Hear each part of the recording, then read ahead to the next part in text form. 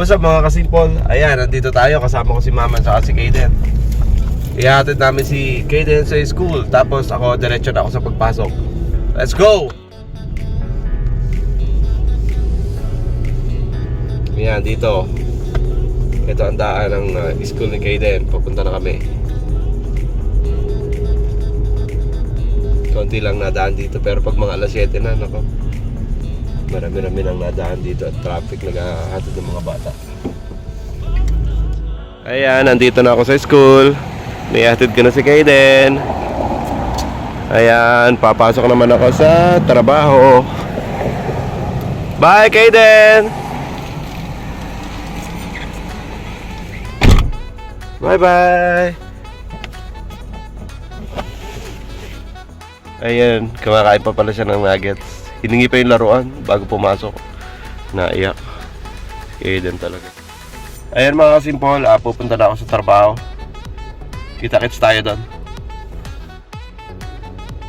Ayan na mga kasimpol, arrive na tayo dito. Nasa parking na tayo. Ayan, magsasapatos lang ako. Tapos diretso na tayo, magkaklakin na tayo. Ayan mga kasimpol, kape muna tayo.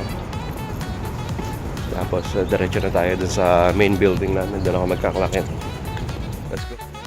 Ayan mga kasimpol, nakaklakin na tayo. Dito yung mga tropa natin. Dalawa lang sila. Good morning. Morning. Morning. Abel's a little tired. My grandpa looked. Pagod daw siya ng si Abel. Wake up. Ayan, may meeting kami ngayon. Mag-aantay kami ngayon dito ng mga ilang minuto.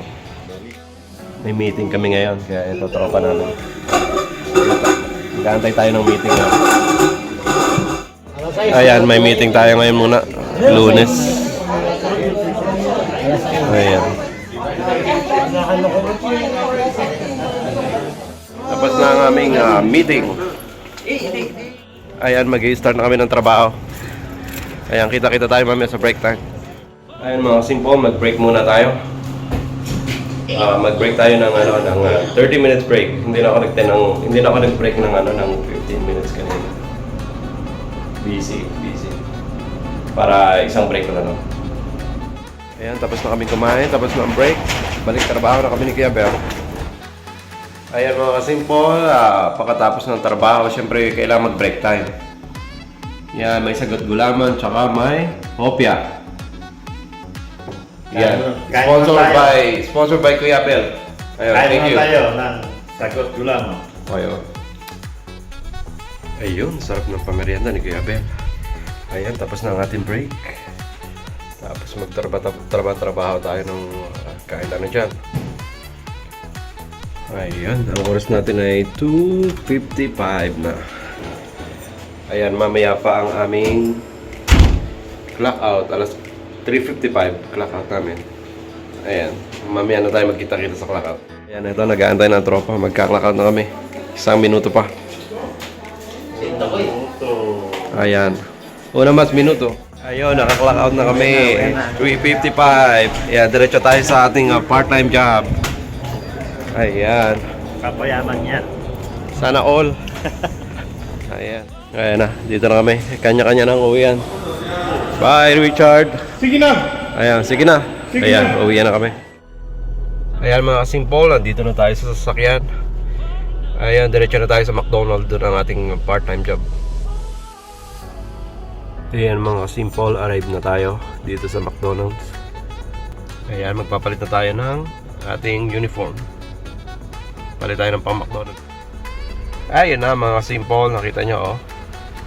Ayan, nagpalit na tayo ng uniform natin para ready to work na ulit tayo. Wala mga kasimpol, maisingit ko lang tong aming business. Ito, may order si Ate Edna dito sa McDonald's. Sweet and spicy chili garlic. Ayan, kung gusto nyo, ayan yan, mag-comment down below lang kayo dyan para dyan tayo mag-usap. Punta na tayo sa loob mga kasimpol. 4:28 na eh. 4:30 ang start natin. Kakalaki naman. Ayan mga kasimpol, ito na, nakaklaki na tayo. Kita-kita tayo mamaya pag break time. Ayan, 6:11 na. Time check natin, mag 10 minutes break muna tayo. Ayan. Not in the office. Okay, where's my tray? Ayan, para hindi natin makalimutan kung anong oras tayo nag-clock out. Ayun mga simple, close na kami. Maglilinis lang ako ng grill. Tatapusin ko lang to, tapos pag-clock out na ako, tuwi na rin ako. Ayun mga simple, naka-clock out na tayo. Clock out tayo ng 10:30. Ayan, uuwi na tayo. Ayan, ganyan ako maghapon. From 7:30 hanggang 10:30, ganyan lang ating buhay-buhay from Monday to Friday. Ayan, uwi na tayo. Ayan mga simple, 11 na.